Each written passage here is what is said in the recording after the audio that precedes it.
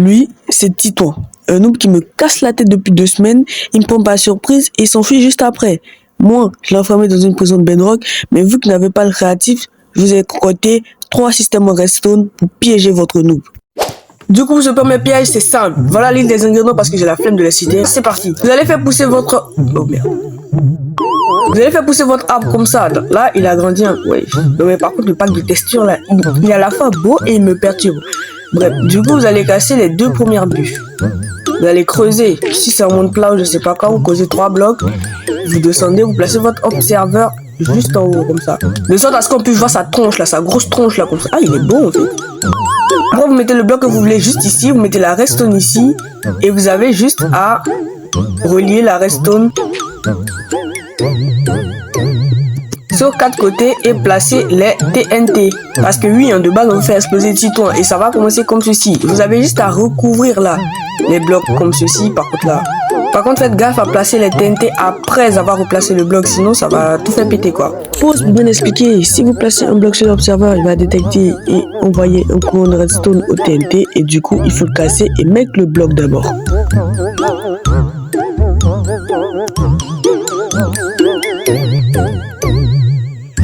Là, vous recouvrez avec tous vos blocs.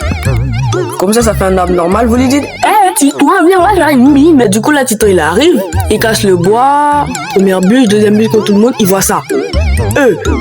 Qu'est-ce que c'est? Et voilà, tout explose. En fait, celui-là, il est assez simple et cool. C'est ça que j'adore, en fait. Comme vous abonnez et likez, c'est super simple et super cool.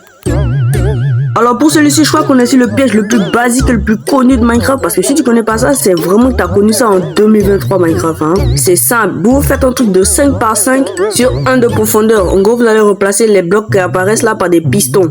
Et là, vous avez juste à mettre des blocs quelconques. Je sais pas, vraiment de l'obsidienne, je sais pas. L'objectif, c'est de le bloquer. Passez vos plaques de pression.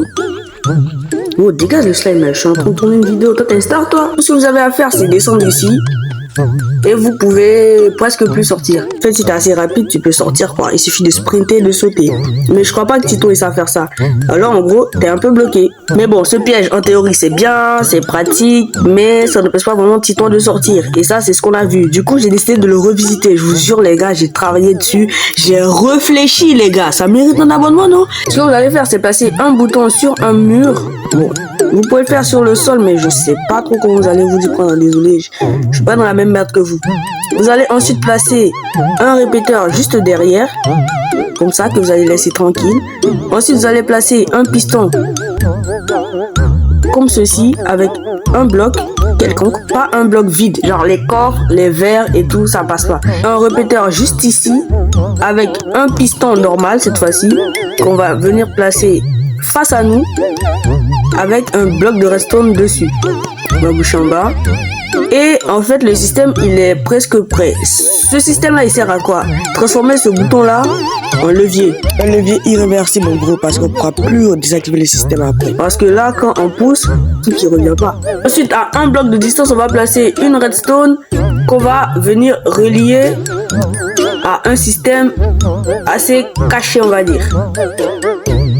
Du coup, ce qu'on va faire, c'est que derrière chaque piston, on va venir passer un répéteur suivi d'une poudre de redstone. Et là, normalement, vous devrez vous retrouver avec ça.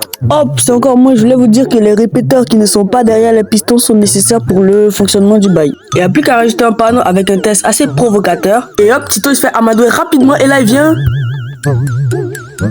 Là, en mode aventure, il est foutu sa mère, mais en plus, tu rajoutes de l'obsidienne. Mamma mia, Pepito, les piégés. Supposons que là vous vous baladez tranquillement et vous tombez sur cette maison dégueulasse. Attendez. Ouais, et là elle est vraiment dégueulasse. Là tu rentres dans sa maison, tu vas... Wesh, ok, tu vas casser les 2 blocs derrière. Quoi un trou là? Tu vas casser les 2 blocs derrière, ensuite tu vas mettre un comparateur. Ensuite, mettez un répéteur juste ici et mettez la redstone, autant de redstone et de TNT que vous voulez. Là, je vais en mettre... Wow, merde. Ça a tout cassé.